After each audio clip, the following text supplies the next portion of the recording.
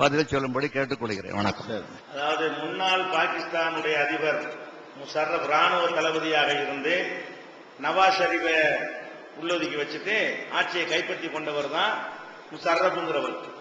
அவர் மக்களால் தேர்ந்தெடுக்கப்பட்ட ஒரு அதிபர் கிடையாது, முஸ்லிம்களுடைய அபிமான தலைவரும் கிடையாது. ராணுவ தளபதியாக இருந்து அவர் அதிரடியாக கைப்பற்றி கொண்ட ஒரு கெட்ட ஒரு செயல் தானது. நம்பி ராணுவத்தில் வச்சிருக்கிறோம், ராணுவத்தை இந்திய தளபதி பிடிச்சி மன்மோகன் சிங் உள்ள பிடிச்சு போட்டு கைப்பற்றிட்டா அவர் நல்லவரா? நல்லவர் கிடையாது. அந்த மாதிரி ஒரு செயலை செஞ்சவர் தான் யாரு? முஷர்ரப்ங்கிற ஒரு ஆள். அவர் தளபதியா இருக்கிற காலத்துல கார்கில் போர் நடந்தது. அந்த கார்கில் போர்ல என்ன செஞ்சிருக்கிறாங்க? கார்கில்ங்கிறது பல கிலோமீட்டர் தொலைவு இந்தியாவுக்குள்ள ஊடுருவி அவங்களுடைய படைகளை கொண்டு மலை உச்சியில் அமைத்துக் கொண்ட பிறகுதான் இந்திய அரசாங்கத்துக்கு தெரிகிறது. பல கிலோமீட்டர் ஓடி வந்துட்டான் வாஜ்பாய் பிரதமராக இருக்கும் பொழுது. இது நடந்த ஒரு சம்பவம்.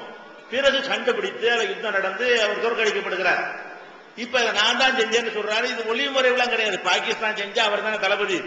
பாகிஸ்தான் அரசாங்கம் ஒரு ராணுவ நடவடிக்கை எடுக்குமையானால் அதனுடைய பொறுப்பாளி யாரு? அப்போதைக்கு ராணுவ தளபதியா இருந்தவர் தான் பொறுப்பாளி. அதை உடைச்சு இப்ப சொல்றாரு, சொல்லாட்டும் அவர் தான் செஞ்சாரு.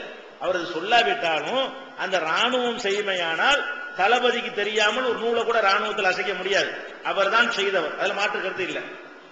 இத அந்த நாட்டில் உள்ள முஸ்லிம்கள் வேண்டுமானால் அந்த நம்ம நாட்டுடைய செயல் ஆதரிக்க முடியுமே தவிர நாங்க ஆதரிச்சோமா? கார்கில இந்த கார்கில்ல யுத்தம் சொல்றீங்களே, அதுல வந்தது மட்டும்தான் உங்களுக்கு தெரிகிறது. கார்கில் போர்ல முறியடிச்சவனை விரட்டி அடிச்சோம்ல, அது எப்படி நடந்துச்சு உங்களுக்கு தெரியுமா? எப்படி நடக்கிறது? ராணுவத்தில் என்ன பண்ணிருக்குன்னா பல ரெஜிமெண்ட்களா பிரிச்சு வச்சிருப்பாங்க. சீக்கிய ரெஜிமெண்ட், முஸ்லீம் ரெஜிமெண்ட், கூர்கா ரெஜிமெண்ட் சொல்லி ஒரு இன அடிப்படையில பிரிச்சு வச்சிருப்பாங்க. அவங்களோட சண்டை வரக்கூடாதுக்காக வேண்டி, அவங்களுக்குள்ள இந்து முஸ்லீம்களாட்ட ராணுவத்தில் வச்சிருவீங்க பஞ்சாயத்தை போயிருங்கிறதுக்காக வேண்டி ஒரு தனித்தனியா சீக்கியர்களுக்கு தனியா ரெஜிமெண்ட் பேர்.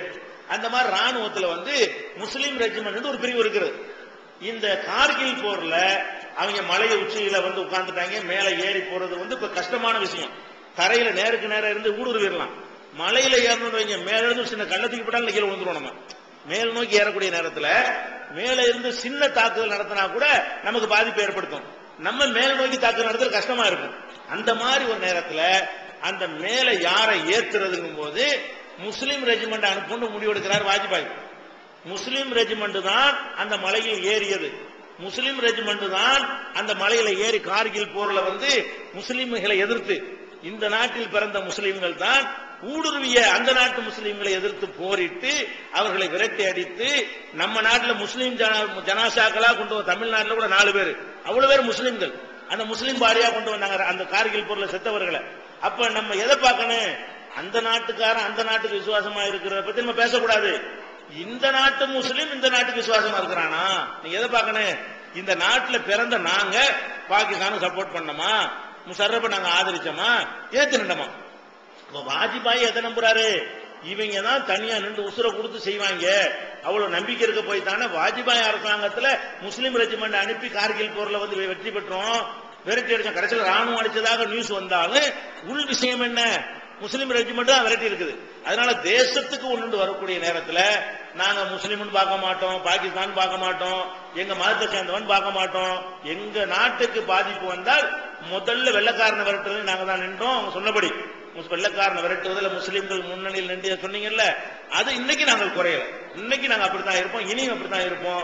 இந்த நாட்டினுடைய பாதுகாப்பு என்று வரும்பொழுது நாங்கள் எந்த ஒரு கட்டத்திலையும் சமரசம் செய்து கொள்ள மாட்டோம், நாட்டை காப்பாற்றுவோம்.